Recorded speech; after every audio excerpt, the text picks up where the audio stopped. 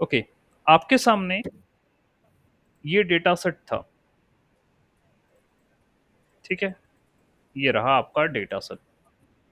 14 entries हैं इस data set के अंदर और जो फीचर्स हैं that is outlook, temperature, humidity and the wind. Target है आपका डिसीजन, जिसमें येस एंड नो,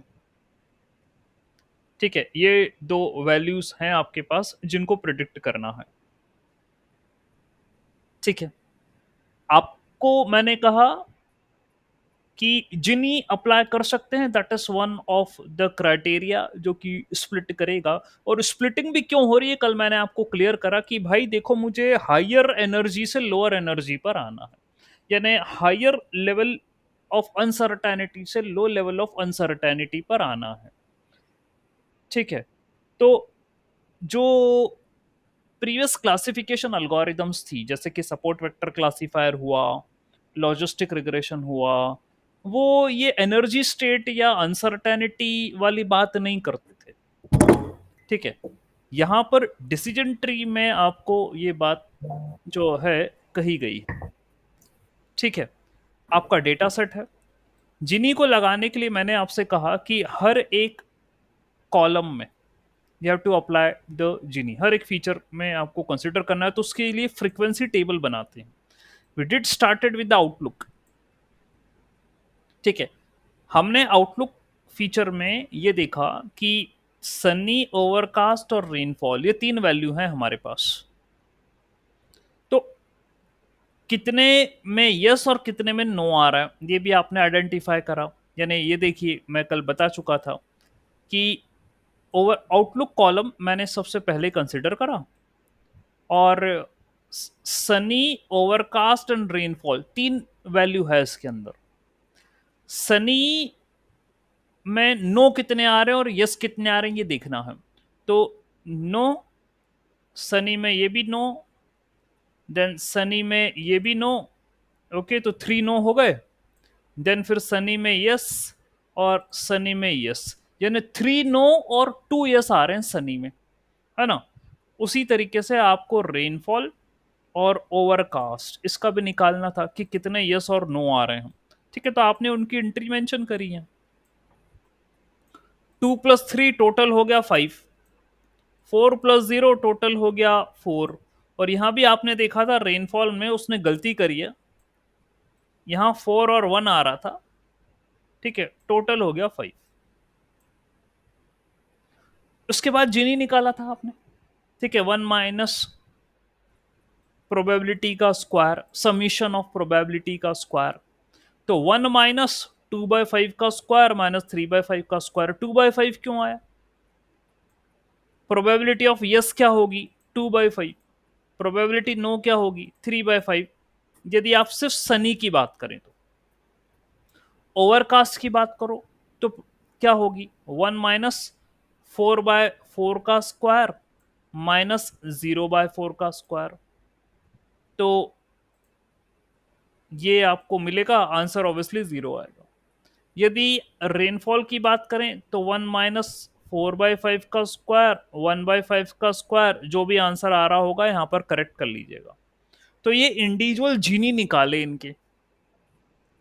इंडिविजुअल जीनी निकालने के बाद मैंने आपसे कहा था कि वेटेड निकालना है मेरे को, वेटेड सम। तो वेटेड सम में आप क्या कर रहे थे पहले, क्योंकि ये जीनी वैल्यू आई है किसकी, आपके सनी की, ये आई है ओवरकास्ट की, ये आई है रेनफॉल की। 5/14 मीन्स ये जो टोटल करा है आपने, ये देखिए 5 + 4 + 5, ये ओवरऑल हो गया 14। तो 5/14, ये आप सनी की जो जीनी आया है उससे आप जो है वो कंसिडर करोगे, ओके? एंड देन फिर नेक्स्ट ओवरकास्ट का जो जीनी आया है उसको मल्टीप्लाई करोगे 4/14 से, एंड रेनफॉल का जो जीनी आया है उसको मल्टीप्लाई करोगे 5/14 से। ऐसा आपको करना रहेगा, ठीक है? फाइन। तो आप ये करोगे, वेटेड आएगा, दिस इज योर वेटेड, ठीक है, दैट इज 0.342 कुछ आ रहा है वेटेड यहाँ पे। यही अप्रोच आप टेम्परेचर के साथ भी फॉलो अप करोगे। ठीक है, हर एक वैल्यू का जिनी निकालोगे, एंड देन फिर आप वेटेड निकालोगे। ओके, ह्यूमिडिटी के साथ भी आपको यही करना है।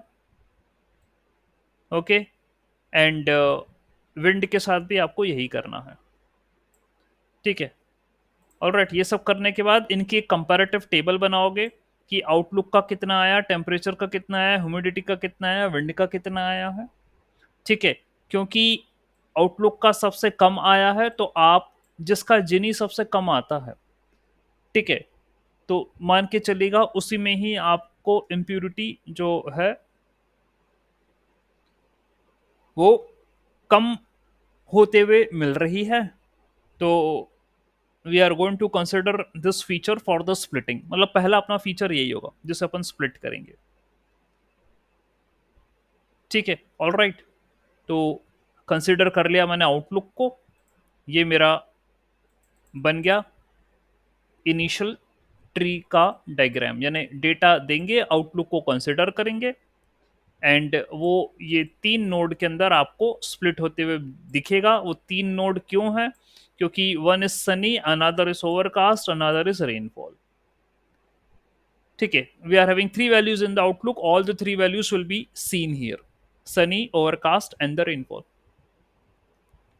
उसके बाद आप, क्योंकि देखिए अब ये जो ब्रांच बनी है ये सनी के हिसाब से बनी है, तो अपने डेटा में से मैं सिर्फ सनी सनी वालों को छाट लूंगा। ये देखो, मेरा ओरिजिनल डेटा क्या है, ये है ओरिजिनल डेटा। इसमें सिर्फ सनी वाली रोज को छाट लो। ये मेरी सनी वाली रोज है, एंड ये मेरी सनी वाली रोज है। ओके, और ये मेरी सनी वाली रो है। ठीक है, तो जो ब्रांच बनी है वो सिर्फ सनी वाली वैल्यूज को लेकर बनी है, तो इनको छाट लो, ये 5 रो को सेपरेट करो। ठीक है, तो आप देखेंगे यहां नेक्स्ट ये बनते हुए नजर आएगी। ये देखो, ये सिर्फ सनी वाली रोज है, ये देखो। और जो काम आपने ऊपर करा था, है ना, हर एक फीचर का आपको क्या करना था, जीनी निकालना था। क्यों? क्योंकि अभी भी इम्प्यूरिटी है। यू कैन सी, देखो यहां पर no, no, no, yes and yes. ठीक है, तो 3 नो एंड 2 यस है, यानी अभी भी इम्प्यूरिटी है डेटा में। तो मेरे को ऑब्वियसली इसको भी स्प्लिट करना पड़ेगा। ठीक, तो भाई ये सनी के कंटेक्स्ट में आपको ये डेटा बनते हुए मिला है। अब यहां पर again temperature, humidity and wind, इनकी फिर से फ्रीक्वेंसी टेबल बनाओ। तो टेम्परेचर में मेरे पास है हॉट, माइल्ड एंड कूल। ठीक है, तो बनाओ हॉट, माइल्ड एंड कूल। कितने यस हैं, कितने नो हैं, ये बनाओ। ऑब्वियसली जैसा ऊपर कर रहे थे ना काम, वही काम मेरे को यहां पर फॉलो अप करना है। डिसेंट्री में यही होगा। ठीक, तो आपने ये यस एंड नो आपने ऐसे बनाए। ठीक है, एंड देन फिर क्या करा आपने, वही इसका जीनी निकालो, इसका जीनी निकालो, इसका जीनी निकालो। सीधी सी बात है, इनका जीनी निकालो। ठीक है, तो इन्होंने पहले हॉट का निकाला, तो 1 - 0/2 का स्क्वायर -2/2 का स्क्वायर, तो ये 0 आ गया। फिर कूल का निकाला, 1 - 1 ये क्या, 1 + 1, ये 2 होना चाहिए, ये भी गलत लिखा इसने। ठीक है, तो 1/2 का स्क्वायर -1/2 का स्क्वायर। ठीक है, एंड इसका भी तो आप करोगे। ठीक है, ये गलत लिखा है, सही लिखा है, देख लो, ये 0 तो नहीं है यहाँ। कूल में कितने यस और नो आ रहे हैं, जरा चेक करो। कूल में सिर्फ एक ही यस है, तो फिर ये 2 क्यों करा था, इसको 0 करो, तो ये आंसर 1, ये 1 आएगा। और माइल्ड में कितने यस एंड नो आ रहे हैं, माइल्ड में एक नो है और एक यस है। ठीक है, तो इसका 1 1 आ रहा है। ठीक है, टोटल 2 है। ठीक है, ठीक है, तो ये आपको जाकर इन तीनों का जीनी मिला। फिर वेटेड निकालना है, सीधी सी बात। वेटेड क्या होगा, 2 + 1 + 2 टोटल हो गया 5। तो इसका जो जिनी है हॉट का, उसको मल्टीप्लाई करना पड़ेगा 2/5 से। जो कूल का है उसको मल्टीप्लाई करना पड़ेगा 1/5 से। और जो माइल्ड का है उसको मल्टीप्लाई करना पड़ेगा 2/5 से। वो वेटेड आ जाएगा। ठीक है, ये रहा, ये वेटेड आ गया। बस अभी निकाल के रख लो। देन आप ह्यूमिडिटी का again make a frequency table. कितना यस आ रहा है, कितना नो आ रहा है, इंडिविजुअल जीनी निकालो, हाई और नॉर्मल का। ओके, एंड वेटेड निकालो इनका भी। ठीक है, तो ये इनका वेटेड आ रहा है। फिर विंड बचा तो उसके साथ भी यही काम करो आप। ओके, ये विंड है, इसके साथ भी यही काम करिए। ओके, एंड वेटेड निकाल दो और इनकी टेबल बना लो कंपेरेटिव। ये रही कंपेरेटिव टेबल। ह्यूमिडिटी का सबसे कम जीनी है, यानी सीधी सी बात है, ह्यूमिडिटी का सबसे कम है। तो भाई मेरे को यहां पर जब मेरा आउटलुक स्प्लिट हुआ, सनी में, ओवरकास्ट में, रेनफॉल में है, तो सनी में मेरा सबसे कम जो आ रहा है जिनी, वो आ रहा है ह्यूमिडिटी का। तो यहां पर ह्यूमिडिटी करो, ह्यूमिडिटी। ठीक है, अब ये वाली नोड ह्यूमिडिटी वाली हो गई, सीधी सी बात है, यू कैन कंसिडर। ठीक है, बात क्लियर हुई। ठीक है, ह्यूमिडिटी। और ह्यूमिडिटी में मेरे पास है नॉर्मल एंड हाई।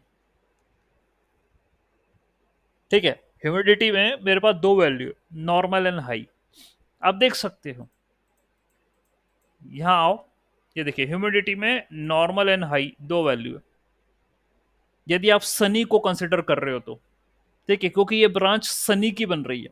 सनी के अंदर आपको ह्यूमिडिटी का सबसे कम जीनी मिला, और उसी के अंदर आपके पास यहां पर जो है वो कहा गया कि लो, मतलब हाई एंड नॉर्मल, ये दो वैल्यूज हैं। ठीक, तो इनको कंसिडर करो।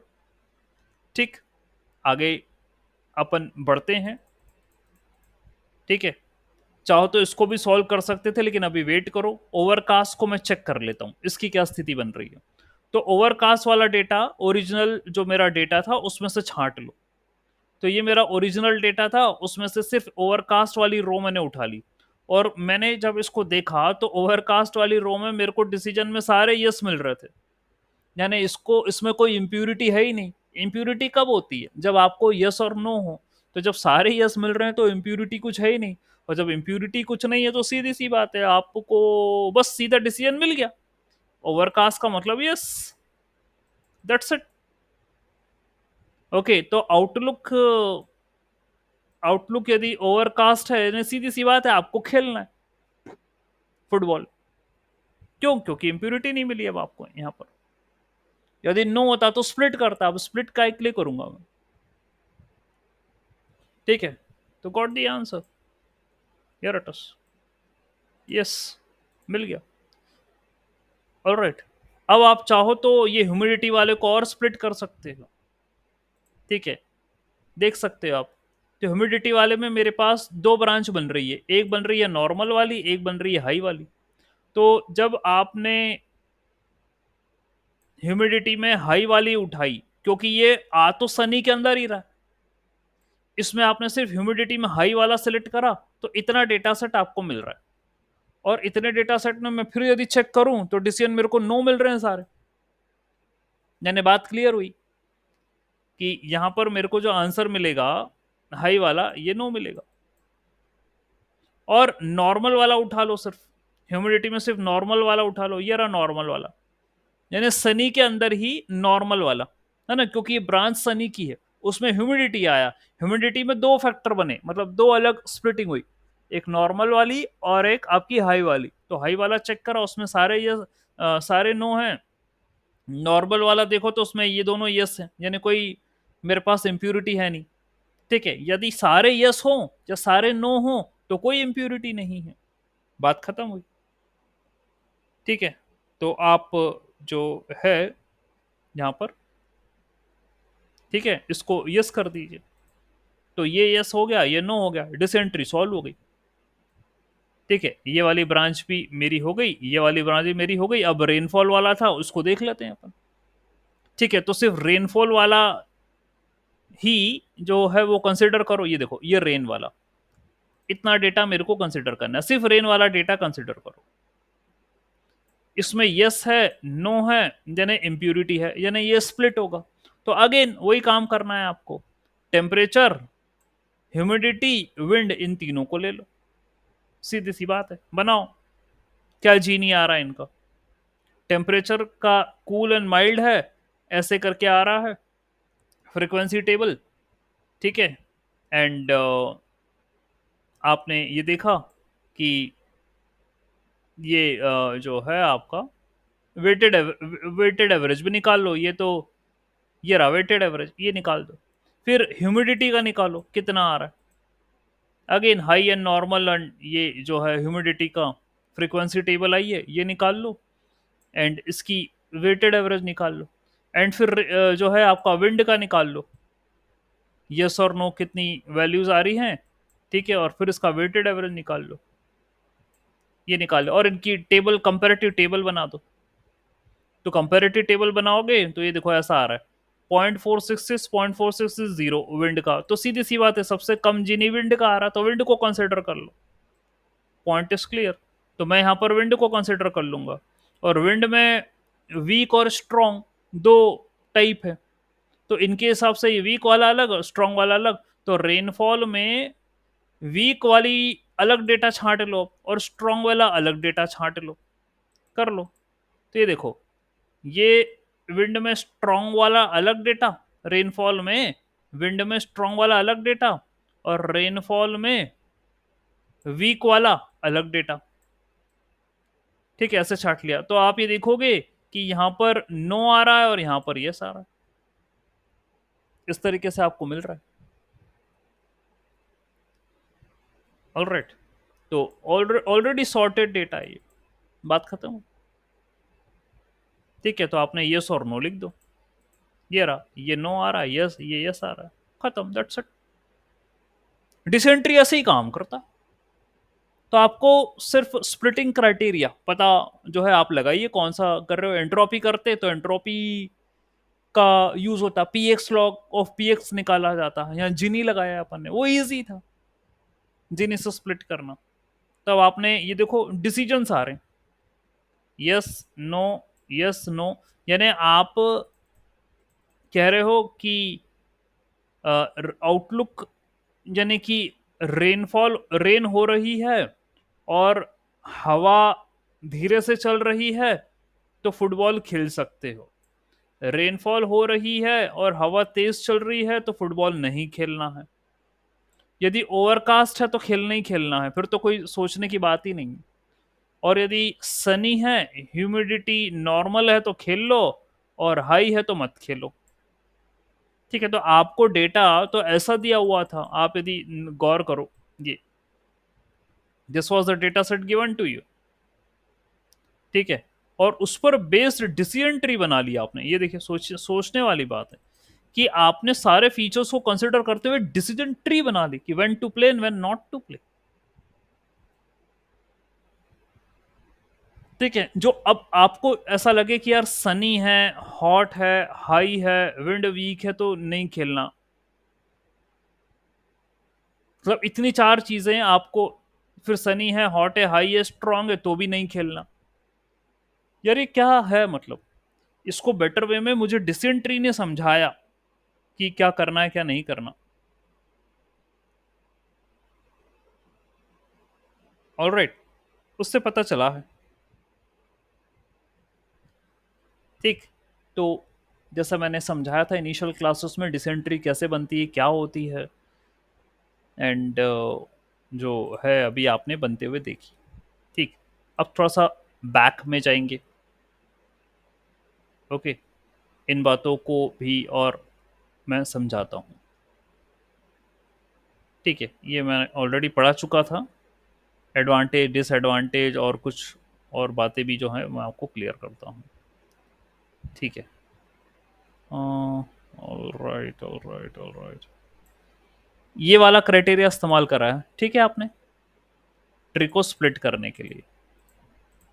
Okay, fine. और आपके पास जो डेटा था वो है कैटेगरिकल वाला, ठीक है, आपने जो डेटा सेट लिया है वेदर वाला, वो कैटेगरिकल इन नेचर है। ठीक है, सारे फीचर्स कैटेगरिकल इन नेचर थे, न्यूमेरिकल भी हो सकते हैं। इनको स्प्लिट करने के लिए आपको उन्हें सॉर्ट करना पड़ेगा असेंडिंग ऑर्डर में, और एक थ्रेशोल्ड वैल्यू निकालना पड़ेगी, इंफॉर्मेशन गेन कैलकुलेट करना पड़ेगा। मैं न्यूमेरिकल भी बताऊंगा रिग्रेशन एनालिसिस में, उसका भी है मेरे पास कि ये कैसे करोगे। तो अभी आपके पास जो डेटा सेट है उसमें सिर्फ कैटेगरिकल वैल्यू है, ठीक है, और उसको लेकर आपने सॉल्व करा। You can have this also, numerical values also. तो उसको सॉर्ट करना पड़ता है असेंडिंग ऑर्डर में, और फिर एक थ्रेशोल्ड वैल्यू निकालनी पड़ती है। ठीक है, मैं बताऊंगा आगे कैसे क्या करना है। ठीक है, तो अच्छा, मैं जैसे आपको प्रीवियस लेक्चर्स में भी ये बताते आया हूं कि हर एक एल्गोरिदम की रिक्वायरमेंट होती है उसको अप्लाई करने के पहले। Let me share my entire screen now, तो समझ में आएगा। ठीक है, डिसीजन ट्री में आपसे ये डेटा किस फॉर्म में हो उस मॉडल के अंदर देने के लिए, क्योंकि आप यूज करोगे D T, decision tree use करोगे डी टी डॉट फिट, आप पुट करोगे ना X train comma Y train. ठीक है, जब आप करोगे इतना तो आपने समझ लिया कि सर एक्स ट्रेन में मेरे पास वो फीचर्स हैं और वाई ट्रेन में मेरे पास टारगेट है। अभी जो हमने न्यूमेरिकल सॉल्व करा वो वेदर का डेटा था, उसमें आपके पास 4 फीचर थे, 4, एंड टारगेट में आपके पास डिसीजन लेना था whether you want to play the football और not to play the football, ये आपको काम करना था। तो पहले डेटा की प्री प्रोसेसिंग होगी ना, उसी के बाद तो हम डेटा को बोलेंगे कि अब आप फिट करने काबिल हो गए। ऐसे डायरेक्टली तो फिट नहीं करने वाली बात होती, डेटा की प्री प्रोसेसिंग होती है, या हर एक प्रोजेक्ट में ये काम किया जाता है, तभी तो वो एलिजिबल होता है मॉडल के अंदर फिट करने के लिए। तो कि मॉडल की रिक्वायरमेंट होती है कि मेरे को डेटा व्यवस्थित करके दो, उसके बाद मेरे को पुट अप करना डेटा, तो मैं प्रॉपरली ट्रेन हो पाऊंगा, नहीं तो नहीं हो पाऊंगा। लीनियर रिग्रेशन में आपने कहा था कि जो कंटिन्यूस फीचर्स हैं वो नॉर्मली डिस्ट्रीब्यूटेड होना चाहिए, ये आपने कहा था। ओके, रेसिडुअल्स भी नॉर्मली डिस्ट्रीब्यूटेड होना चाहिए, फीचर इंडिपेंडेंस होना चाहिए, आपस में डिपेंडेंट नहीं होना चाहिए, इंडिपेंडेंट होना चाहिए, ये आपने कहा था। लॉजिस्टिक में भी उन्होंने कहा था कि फीचर इंडिपेंडेंट होना चाहिए, बाकी नॉर्मली डिस्ट्रीब्यूशन का मेरे को रिक्वायरमेंट नहीं है, फीचर इंडिपेंडेंस हो तो चलेगा। लीनियर रिग्रेशन में आपने कहा था कि फीचर और टारगेट के बीच में लीनियर रिलेशनशिप होना चाहिए, लॉजिस्टिक ने बोला था कि लॉग ऑफ ऑड्स लॉजिट रिलेशनशिप होनी चाहिए। सपोर्ट वेक्टर मशीन भाई ये कहता था कि फीचर इंडिपेंडेंट होने चाहिए, ये तो बात है, स्केल्ड डेटा होना चाहिए क्योंकि वो डिस्टेंस बेस्ड एल्गोरिदम है, आउटलायर नहीं होने चाहिए। ठीक है, तो डेटा को स्केल करके सपोर्ट वेक्टर मशीन के अंदर दो ट्रेन होने के लिए, विदाउट स्केलिंग मत दो, स्केल करके दो, खास करके स्टैंडर्ड स्केलर यूज कर लो, और आउटलायर नहीं हो तो आपको एक अच्छा रिजल्ट मिलेगा एसवीएम में।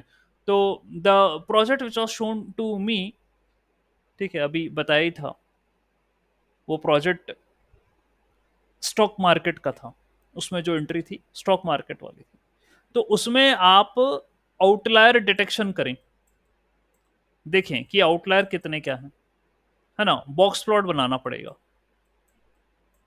ओके, वो आउटलायर बताएगा आपको कि कितने आ रहे हैं। ओके, तो आउटलायर को रिमूव करना रहेगा। एसवीएम कहता है कि आउटलायर रिमूव करो और स्केल करो डेटा को, और फिर मेरे को देना।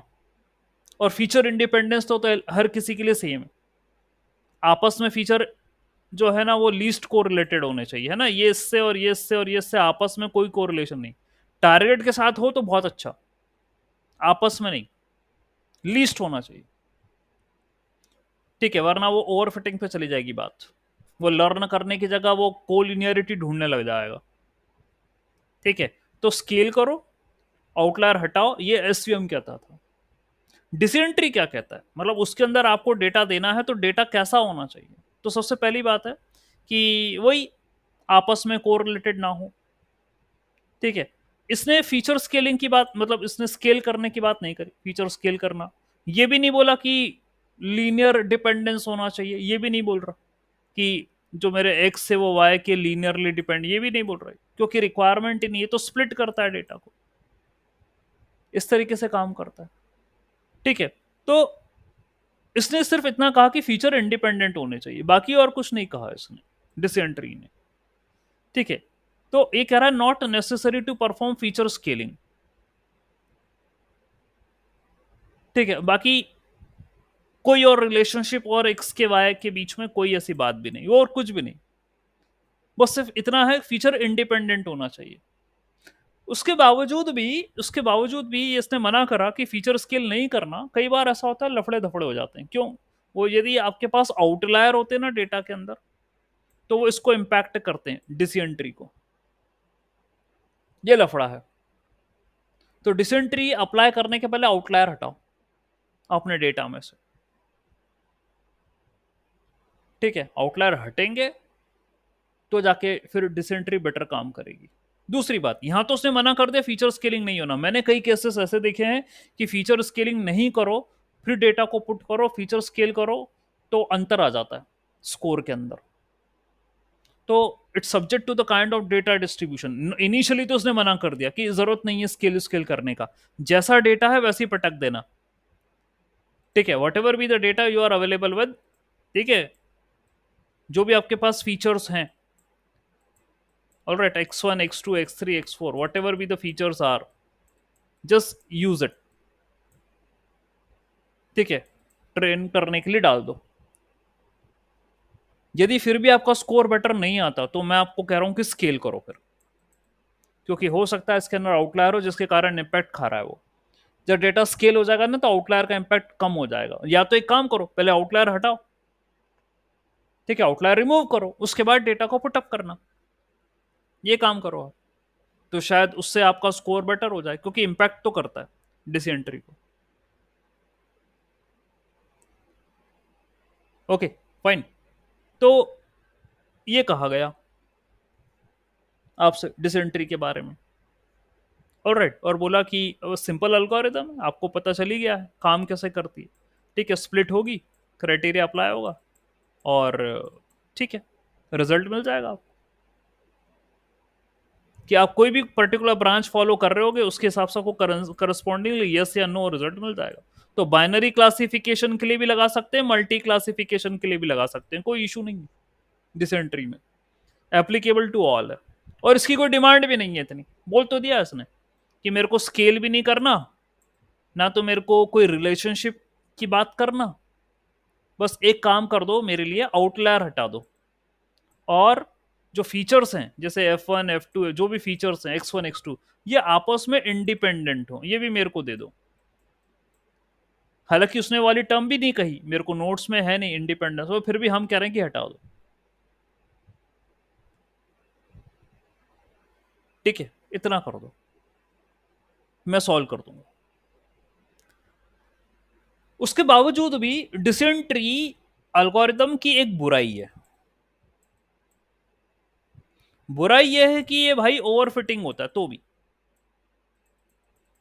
ओवरफिटेड मॉडल है ये, ओवरफिटिंग ज्यादा था। आपने बोला सर, एक तो तुम फीचर इंडिपेंडेंस देख रहे हो, तुमने आउटलायर भी हटा दिया, फिर भी ओवरफिटिंग वाली बातें हो रही हैं। ठीक है, इंपैक्ट होता है इसमें ओवरफिटिंग का, डिसेंट्री इज ओवरफिटेड। क्यों होता है बताता हूं, why decision tree is prone to overfitting. देखिए, decision tree is prone to overfitting specially when they are deep and complex. क्योंकि डिसेंट्री क्या करता है, ये भाई मानता नहीं है, ये कहता है कि भाई मैं तो आंसर ढूंढ के निकाल के दूंगा तुम्हें। अब देखिए, एक बात है, समझने की कोशिश करना, रियलिटी में भी देखें अपन तो भाई पेड़ है, ट्री है, ठीक है, ट्री है, और ये आप कहो कि यहां ब्रांचेस हैं, ट्री में ब्रांचेस हैं, कुछ पे फल लग रहे हैं, कुछ पे फल नहीं लग रहे हैं। डिसेंट्री बोलता नहीं, मैं तो सारी ब्रांच एक्सप्लोर करूंगा, आई विल एक्सप्लोर एवरीथिंग। अब भाई तू यदि सब एक्सप्लोर करने जाएगा तो तू तो पूरी ट्री सॉल्व कर देगा, यू सॉल्व एवरीथिंग। ये पूरा ही तो सॉल्व नहीं करवाना मेरे को उससे। क्यों? क्योंकि तू ऐसी ब्रांचेस भी एक्सप्लोर कर लेगा जहां से मेरे को आउटकम नहीं आ रहा, जहां से मुझे आउटकम नहीं आ रहे का मतलब यह है कि तुम्हारा गोल क्या था? तुम्हारा गोल ये था कि मेरे को अनसर्टेनिटी कम करने का, मेरे को ट्री को ऐसा स्प्लिट करना जहां से मेरे को ज्यादा जानकारी मिले। आप टेक्निकली समझो इस बात को। मैं कह रहा हूं ना कि जहां पर फ्रूट्स नहीं मिले, यानी मेरे को इंफॉर्मेशन मिलने का चाहिए, कल की लेक्चर में बात है। और ये यही गहराई है इसमें। आप ट्री को एक्सप्लोर करने की बात कर रहे हो, आप हर एक ब्रांच को एक्सप्लोर करने की बात कर रहे हो, लेकिन आप यदि ऐसी ब्रांचेस को भी एक्सप्लोर कर रहे हो जहां से कम जानकारी मिल रही है, तो भाई तुमने अपना टाइम खोटी कर दिया। आप ऐसी ब्रांच पे गए काहे के लिए जहां पर फल ही नहीं थे, तो तुम क्या पत्ती खाओगे? भाई आपको एक्सप्लोर ऐसे ही करना है जहां पर फ्रूट्स मिले, यानी ज्यादा इंफॉर्मेशन मिले, अनसर्टेनिटी कम हो, ये गोल है। लेकिन डिसेंट्री बोलता है नहीं, मैं तो पूरे सॉल्व करूंगा ट्री। उसी चक्कर में ओवर फिटेड होता है ये, बिकॉज ऑफ दिस एक्ट। देखिए ये कहा गया नोट्स में। ओके, ओवर फिटिंग और अंडर फिटिंग की बातें हैं, तो it is prone to overfitting because जैसे से डीप होगा ज्यादा कॉम्प्लेक्स होता चला जाएगा। क्यों? क्योंकि बोलेगा अरे देखो मैंने तो सब ढूंढ लिए। जैसे से डीप होगा ट्री एक्सप्लोर होता चला जाएगा, ये क्लेम करेगा अपने आप को कि देखो मैंने तो सारे आंसर निकाल लिए। और ये वो आंसर भी निकाल के बैठेगा जहां पर मेरे को इंफॉर्मेशन कम मिल रही है, जब वैसी अनसर्टेनिटी कम थी फिर भी ये निकाल के बैठेगा और बोलेगा देखो मैंने तो सब निकाल लिया, पूरी ट्री एक्सप्लोर कर ली मैंने। मैं वही नहीं चाहता, मैं इसकी डेप्थ नहीं चाहता इतनी पूरी हो, मैं इसको एक लेवल तक ही ले जाना चाहता हूं। पूरा सॉल्व हो गया ना ये, तो ये ओवरफिटिंग पे दे देगा। ओके, तो overfitting occurs when a model learns the training data too well, यानी उसने कुछ ज्यादा ही समझ लिया। यदि इसने ट्रेनिंग डेटा को ज्यादा समझ लिया, देखो मेरा उद्देश्य मशीन लर्निंग में पैटर्न आइडेंटिफाई करना, रटवाना नहीं है। लर्निंग का मतलब होता है कि पैटर्न आइडेंटिफाई करना, ना कि पॉइंट से पॉइंट ऐसे कर लेना, कैप्चर कर लेना कि भाई आप जो है मेमोराइजेशन वाली बात आ गई, मेमोराइज कर लिया, रट ली, वो वाली बात नहीं। ऐसी स्थिति में भाई क्या हो रहा है, जब ट्री एक्सप्लोर हो गई, उसने कहा कि उसने नॉइज भी कैप्चर कर लिया और रैंडम फ्लक्चुएशंस जो भी डेटा के अंदर, मैंने क्या बोला, रैंडम फ्लक्चुएशन नॉइज का मतलब क्या है, जहां से कम जानकारी मिल रही तुमने वो भी पढ़ लिया। तो आपको एग्जाम में वो बोलते हैं ना कि इंपॉर्टेंट क्वेश्चन है, इंपॉर्टेंट टॉपिक है, उस पर जरा ज्यादा ध्यान देना। क्यों बोलते हैं? जो टॉपिक इंपॉर्टेंट नहीं है, जिसके कम नंबर है, तो तुम उसको भी उतने टाइम दोगे क्या? जो इंपॉर्टेंट टॉपिक है उनको ज्यादा ध्यान दोगे कि जो कम टॉपिक है उनको ज्यादा ध्यान दोगे, जिनके नंबर कम? सीधी सी बात है, 5 नंबर और 10 नंबर वाले, हम भी यही करते थे ना वो बोर्ड बोर्ड एग्जाम में, आप भी यही करते थे। तो ये कोई भी कॉन्सेप्ट जो आया है, जो पढ़ रहे हो, ये कोई कहीं अलग से नहीं है, ये है प्रैक्टिकल है, आप करते आ रहे हो। और डिसेंट्री क्या करता है, पूरा सॉल्व होता है वो, पूरी डेप्थ तक सब पूरा खंगाल मारता है वो। इसलिए, क्योंकि यदि डीप में जाएगा तो कॉम्प्लेक्स, और कॉम्प्लेक्स का मतलब ओवरफिटेड मॉडल। आपने पढ़ा है complex model and simple model. Simple का मतलब होता है अंडरफिटेड मॉडल, कॉम्प्लेक्स का मतलब होता है ओवरफिटेड मॉडल। हम चाहते हैं देख भाई तू पूरा एक्सप्लोर मत, तू एक लेवल तक एक्सप्लोर हो, वरना तू नॉइस वॉइस भी कैप्चर कर लेगा और बोलेगा, अपने आप को होशियार बन जाएगा, बोलेगा कि देखो मैंने तो पूरा एक्सप्लोर हो गया और मैंने सारे आंसर निकाल दिए। मैं नहीं चाहता। तो complexity means the decision tree can grow to very deep, capturing intricate patterns ऐसे पैटर्न जो मेरे को जरूरी नहीं है, उनसे इन्फॉर्मेशन ही नहीं मिल रही थी, फोकट में तुमने टाइम खोटी करा और ये सब उसको भी, तो इसका मतलब होता है मेमोराइज कर लिए तूने, रट लिए तूने लर्न करने की जगह। फिर लैक ऑफ प्रूनिंग, प्रूनिंग का मतलब होता है कि ऐसी ब्रांच काट दो जहां से जानकारी नहीं मिल रही। तो आप एक काम करिएगा, you can decide a threshold. आप बोलो कि देखो किसी भी ब्रांच में यदि मेरे को कम से कम 10 फल चाहिए, यदि उस ब्रांच में 10 फल नहीं मिल रहे, 10 फ्रूट्स, मिनिमम 10 फ्रूट्स मेरे को चाहिए, थ्रेश होल्ड है। यदि किसी भी ब्रांच में मेरे को 10 फ्रूट्स नहीं मिल रहे, तो भाई मैं उस ब्रांच को काट ही दूंगा, हटाओ अलग, मत रखो ऐसी branch. Prune, this is called as pruning. Pruning यानी कटिंग ऑफ, कट कर दो। कम से कम 10 फल चाहिए मेरे थ्रेशोल्ड, मैंने अपने साथ, आपकी इच्छा, आप 20 कर दो, आप 5 कर दो, 15 कर दो, आपकी इच्छा।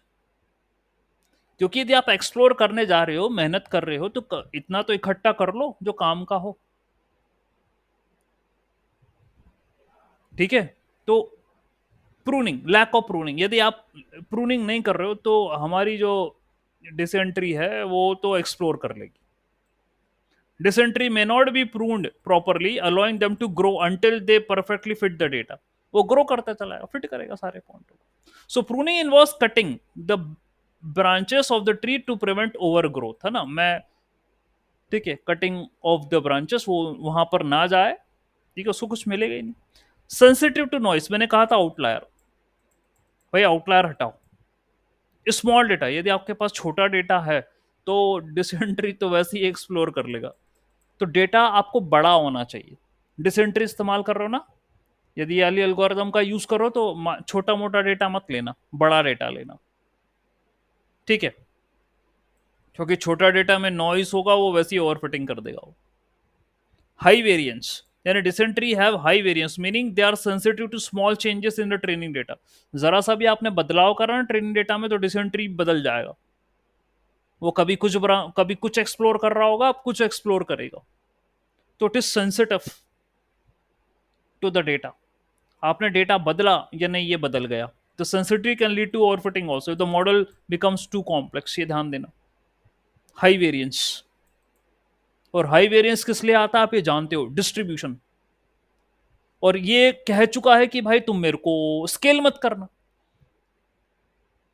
ये बोला ना कि मेरे को स्केल मत करना, तो भाई तेरे को स्केल नहीं करेंगे और वेरिएंस हाई हुआ, तो यार तू तो वैसे ही कॉम्प्लेक्स हो जाएगा। वेरिएंस क्या होता है, पढ़ाया ना मैंने,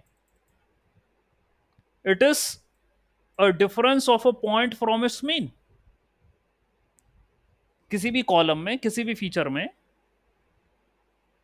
मीन को माइनस करो उस पॉइंट से, ये होता है वेरिएंस।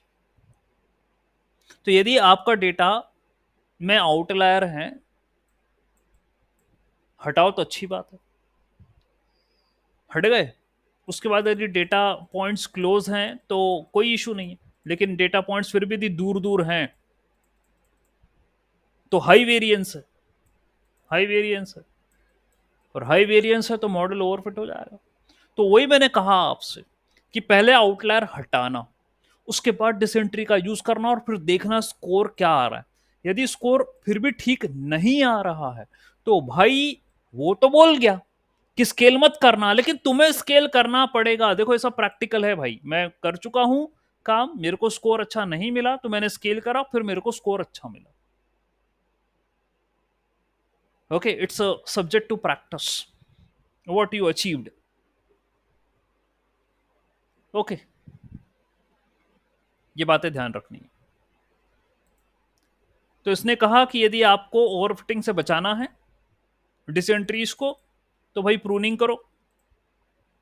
ओके, प्रूनिंग करो यानी ट्री की ग्रोथ को लिमिट करो, उसको पूरा सॉल्व मत होने दो।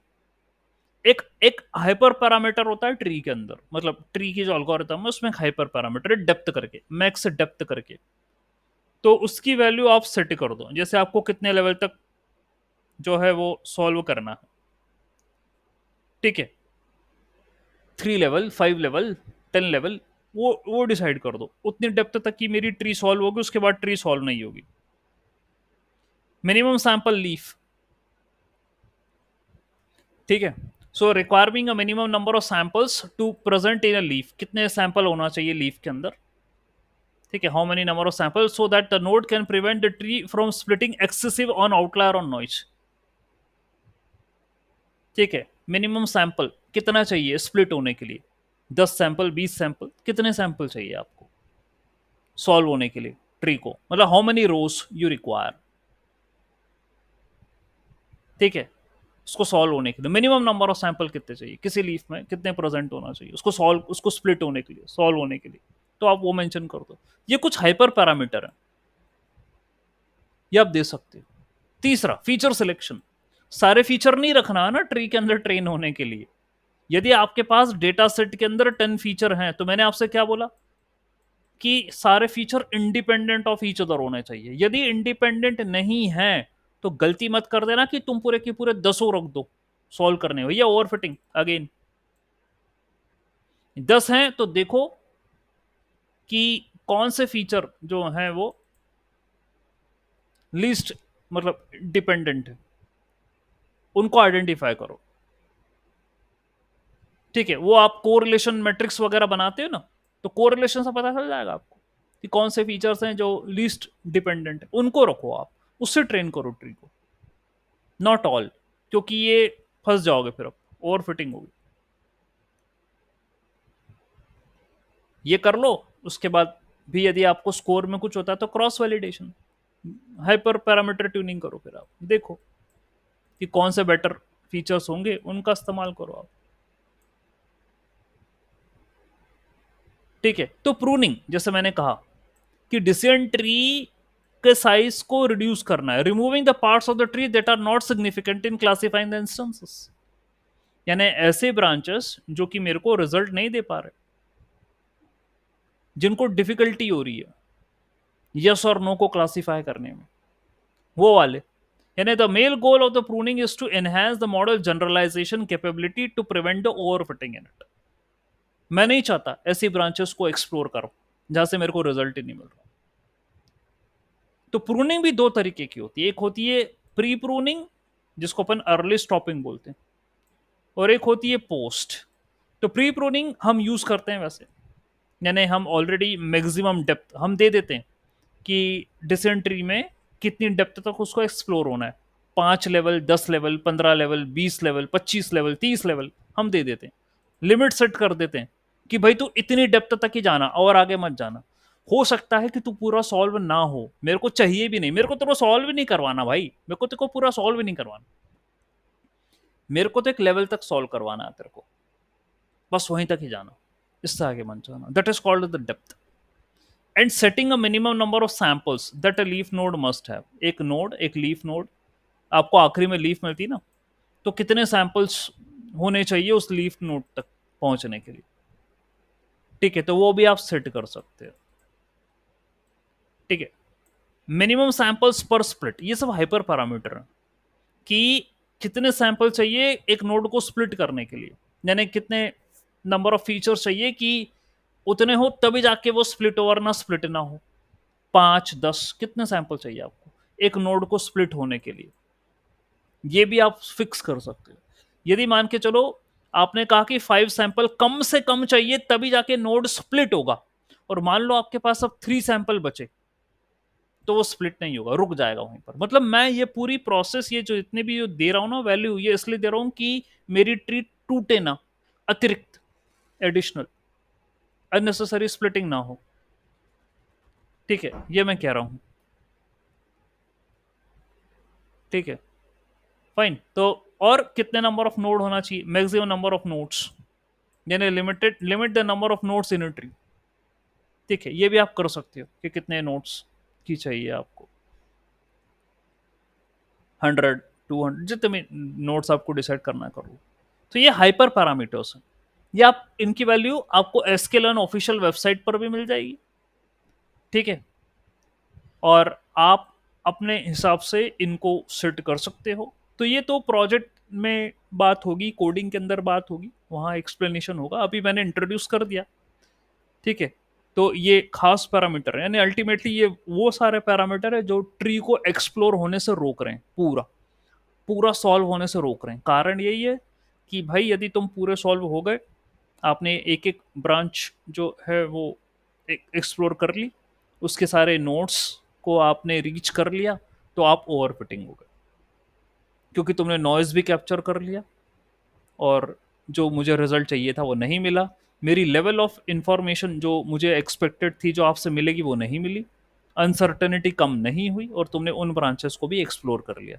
तो मैं कह रहा हूँ कि डेप्थ को लिमिट करो, लीव पर नंबर ऑफ सैंपल्स हैं उनको लिमिट करो, ठीक है, कितने रख के स्प्लिट करना है वो लिमिट करो, और नंबर ऑफ मैक्सिमम कितने नोड होना चाहिए, ठीक है, मेरे को ट्री बनने में, उन सारी बातों को ध्यान दो तो आप बच जाओ।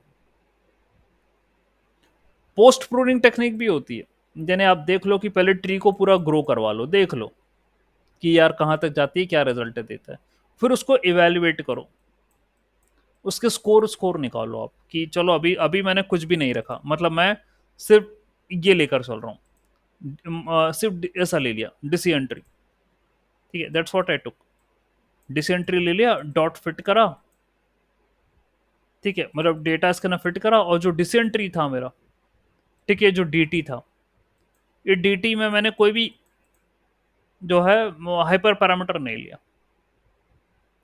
ठीक है, आप करते हो ना, from sklearn dot tree import decision tree classifier, ये लेते हो आप, ठीक है, and D T is equal to decision tree classifier, यानी आप ऑब्जेक्ट बनाते हो इस पर्टिकुलर क्लास का। तो यहां पर ये जो क्लास का ऑब्जेक्ट बना ना, यहाँ कोई भी हाइपर पैरामीटर मत रखो आप, ना रखो कितनी डेप्थ तक जाएगा, ना रखो कितनी स्प्लिटिंग होगी, कुछ मत करो, पहले तो जैसा हो रहा है उसको हो जान दो, सॉल्व हो जान दो उसको पहले पूरा, और फिर उसको इवेल्युएट करो, चेक करो क्या रिजल्ट आया है, इससे क्या स्कोर मिल रहे हैं, और फिर उसके बाद डिसीजन लो कि अब क्या करना है नेक्स्ट, ठीक है, then you can approach. Alright, ये काम कर सकते हो। तो जैसे एग्जाम्पल प्रूनिंग का बोला उन्होंने कि consider a decision tree classification whether a customer will buy a product on the basis of age, income and browsing behaviour, ठीक है, कोई भी कस्टमर है वो कोई प्रोडक्ट खरीदेगा या नहीं खरीदेगा, यस या नो का आपको टास्क दे रखा है, और on the basis of the customer age, income और उसका ब्राउजिंग के बिहेवियर के हिसाब से आपको डिसाइड करना है कि वो लेगा कि नहीं लेगा, ठीक है। So the initial tree can be very complex, वो हो सकता है वो सारी ब्रांचेस को एक्सप्लोर कर ले, ठीक है, बाद में आपको क्या करना है, इसको इवेल्युएट करते हुए ब्रांचेस को रिमूव करना है जो कि सिग्निफिकेंट नहीं है, जो मॉडल की जो स्कोर आ रहा है ट्रेनिंग और टेस्टिंग का। ओवरफिटिंग आप जानते ही हो क्या होता है, what is overfitting, when training accuracy is high and the testing accuracy is low, there is a big difference between training and the testing accuracy, उसी को ओवरफिटिंग कहते हैं, है ना। तो डिसेंट्री में ये होता है ओवरफिटिंग वाला लफड़ा, और ये अभी तक अपन यही काम कर रहे हैं कि ओवरफिटिंग को कैसे ना कैसे करते हुए रोकें। तो लॉजिक यही बैठता है, ट्री को एक्सप्लोर मत होने देना पूरा, उसको रोकना पड़ेगा आपको पूरा एक्सप्लोर होने से। तो प्रूनिंग के बेनिफिट्स क्या हो जाएंगे, मतलब उसको बीच में ही रोकने के बेनिफिट्स क्या हो जाएंगे, जनरलाइज इम्प्रूव जनरलाइजेशन, तो मेरे को जो मॉडल बनाना पड़ता है ना, जो आपका ये जो मॉडल बनता है मशीन लर्निंग का, वो सिंपल और कॉम्प्लेक्स के बीच का मॉडल बनता है, जिसे हम कहते हैं जनरलाइज्ड मॉडल, जनरल मॉडल ये बनता है। सिंपल मॉडल होगा तो अंडरफिटेड होगा, that is said to be underfitted, यानी उसको भाई पैटर्न ही नहीं मिल रहा होगा डेटा में। कॉम्प्लेक्स होगा, उसको वो कह देगा कि मेरे को पूरा पैटर्न मिल गया डेटा में, I I read everything, I understood everything. General model ये होगा, यानी वो ये भी नहीं कहेगा कि मेरे को पैटर्न नहीं मिला, वो ये भी पूरा पूरा नहीं कहेगा कि मेरे को सारे पैटर्न मिल गए, वो बोलेगा कि I am having some errors but I understood, ठीक है, वो ये कह देगा आई अंडरस्टूड,